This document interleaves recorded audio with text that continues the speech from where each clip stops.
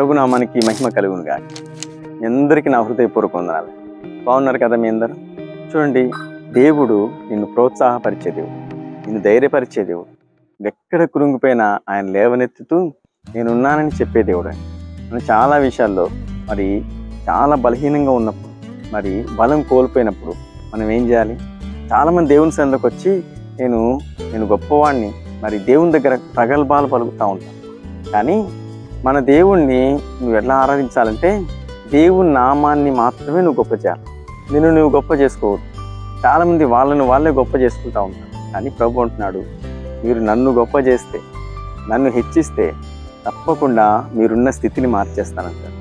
చూడండి, బలహీన సమయంలో నువ్వు దేవుని సన్నిధిలో నీ బలహీనతలన్నీ ఒప్పుకున్నప్పుడు నీ జీవితంలో ఆశ్చర్య కార్యములు జరిగించేది. ఒక మాట మీకు జ్ఞాపకం చేస్తాను.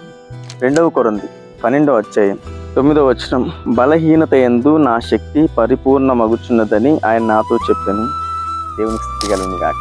బలహీన సమయంలో ఆయన శక్తి ఎట్లా పరిపూర్ణమవుతుందంటే నీ బలహీనతలన్నీ ఆయన దగ్గర ఒప్పుకొని వాటిని విడిచిపెట్టు. చూడండి, యాకోబు యబ్బోకు రేవులో దేవుణ్ణి కలుసుకున్నాడు.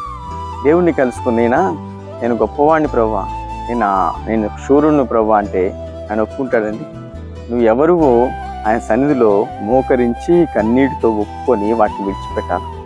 యాకోబు చెప్తున్నాను, నేను దొంగన్నాయన, నేను పరమ అసహ్యకారం చేసినవాడిని, నేను చాలా ద్రోహుణ్ణి, నేను నీ దగ్గర రావడానికి కూడా అర్హుణ్ణి కాదు అని ప్రతి బలహీనత ఆయన దగ్గర ఒప్పుకొని ఏడుస్తున్నాడు. బలహీనుడై ఉన్న ఇప్పుడు యాకోబుని ఎవరు బలపరచాలి? దేవుడు. అన్నీ ఒప్పుకొని ఏడుస్తున్నప్పుడు దేవుడిని ప్రేమ అధికమైంది. నువ్వు ఒప్పుకుంటున్నావా? పశ్చాత్తాపం నీకు కలిగిందా?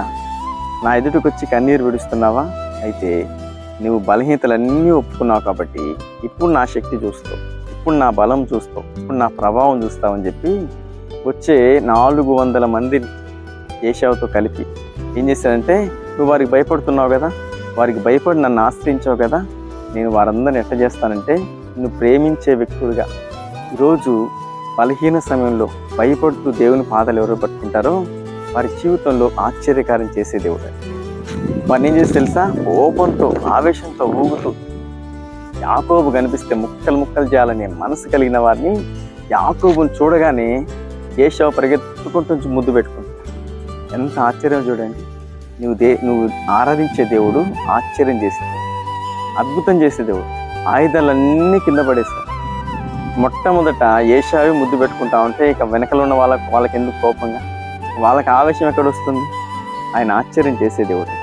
ఎప్పుడైతే నీ బలహీనతలన్నీ ఒప్పుకొని ప్రభు పాదాలు పట్టుకుంటావో నిన్ను ధైర్యపరిచే దేవుడు, ఆయన శక్తి నీ ఎదుట చూపించే దేవుడు, నీ ఎదుట అద్భుతం చేసే దేవుడు.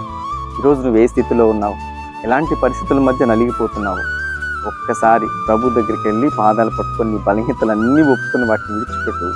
ప్రభు నామాన్ని గొప్ప చేయి. నీ విషయంలో ఆయన గొప్ప కార్యములు చేయబోతున్నాడు.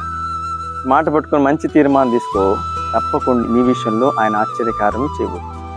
మీ అందరి కోసం ఒక చిన్న ప్రార్థన. మహాపరిశుద్ధుడా, మహోన్నతుడా, నీకు స్తోత్రం. మాటలు వింటున్న ప్రతి బిడ్డలు బలహీనతలన్నీ కప్పుకొనక ఒప్పింప చేయమని ప్రార్థిస్తాను. ఒప్పుకొనివాడు అన్ని విషయాల్లో దీవించబడతా, దేవుని కనికరం పొందుతా అంటున్నాను. రోజంతా నీ బిడ్డల కాపుదల భద్రత అనుగ్రహించండి. ఈ వాక్యానుసారంగా నడిపించమని నజరేయుడైన యేసుక్రీస్తు నామములో ప్రార్థిస్తున్నాం పరమ తండ్రి, ఆమేన్. ఈ మాటలు వింటున్న మీ అందరి జీవితాల్లో ప్రభు గొప్ప కార్యములు మీ విషయంలో తప్పకుండా ఆయన చేయను గాక. ఆమేన్.